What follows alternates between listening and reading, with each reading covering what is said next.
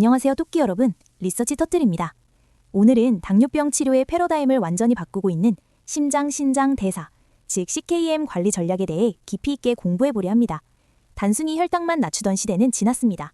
이제는 어떤 약을 어떻게 조합해서 환자의 장기를 보호할 것인가가 핵심입니다. 자, 그럼 시작해볼까요? 먼저 두 번째 슬라이드를 봐주세요. 과거의 당뇨병 치료는 계단식 접근이었습니다. 일단 메트포르민을 써보고 혈당, 즉 HbA1c가 안 잡히면 약을 하나씩 추가하는 페일 앤드 애드 방식이었죠.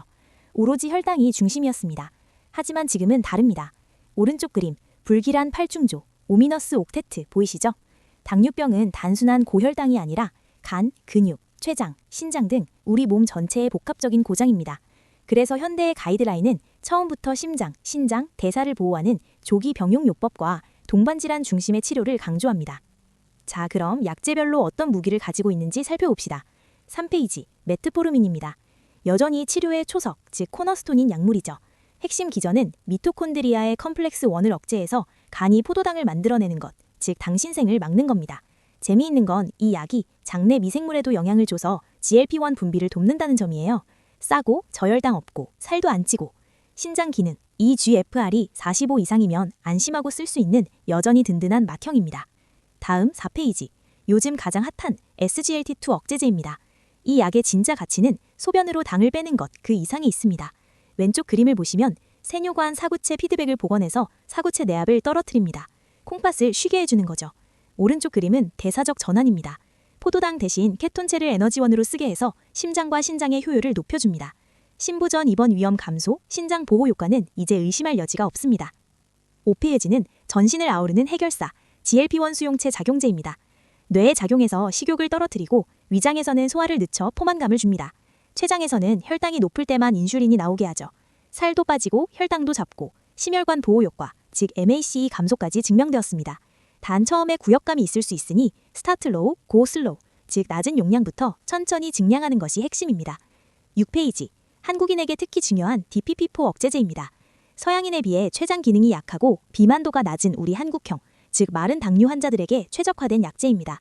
저혈당 위험이 거의 없고 부작용도 적어서 특히 어르신들에게 아주 안전한 선택지입니다. 7페이지, 차세대 치료제. 이제는 2중, 3중 작용제의 시대입니다. 티르제파타이드 같은 약물은 GLP-1의 GIP 효과를 더해 당화혈색소를 2% 이상, 체중을 15% 이상 줄여줍니다.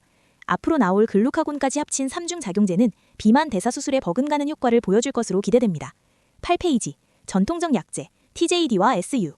오래된 약제들도 다시 봐야 합니다. TJD, 즉 피오글리타존은 지방 홈치기 기전으로 인슐린 저항성을 개선하고 뇌졸중 예방 효과가 있습니다. 다만 부종과 체중 증가 때문에 신부전 환자에게는 금기죠. 설포닐 유레아, 즉 SU는 싸고 강력하지만 저혈당과 체중 증가 위험 때문에 이제는 우선순위에서 좀 밀려있거나 꼭 필요한 경우에만 씁니다. 9페이지, 약제별 비교 매트릭스. 9페이지 표는 지금까지 설명한 내용을 한눈에 정리한 것입니다. 심장, 신장 보호 효과와 체중 감소 효과에서 SGLT2 억제제와 GLP-1 제제가 압도적인 파란불을 켜고 있는 것 확인되시죠? 자, 10페이지. 20페이지가 오늘 공부의 하이라이트입니다. 바로 꿀조합입니다.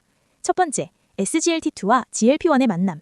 서로 다른 기전으로 살을 빼주고 모든 장기 위험을 커버하는 더 홀리그레일, 성배와 같은 조합입니다. 두 번째, SGLT2와 TJD의 만남. TJD의 부종 부작용을 SGLT2I의 이뇨작용이 싹 잡아줍니다. 서로의 약점을 완벽하게 보완해주죠. 이제는 실전입니다. 환자가 왔을 때 어떻게 할까요? 11페이지, 심장이나 콩팥이 안 좋은 고위험군이라면 당화혈색소가 몇 점이든 상관없이 SGLT2I나 GLP-1을 1차로 써야 합니다. 12페이지, 비만 환자라면 살을 빼는 게 치료입니다. 티르제파타이드나 GLP-1, SGLT2를 우선 고려합니다. 13페이지, 노인이나 마른 당뇨 환자라면 안전이 제일입니다. 저혈당 없는 DPP-4 억제제가 정답에 가깝습니다. 14페이지, 한국의 현실도 많이 유연해졌습니다. 이제 메트포르민 없이 SGLT2와 DPP-4를 쓰는 이제 요법도 급여가 확대되고 있죠.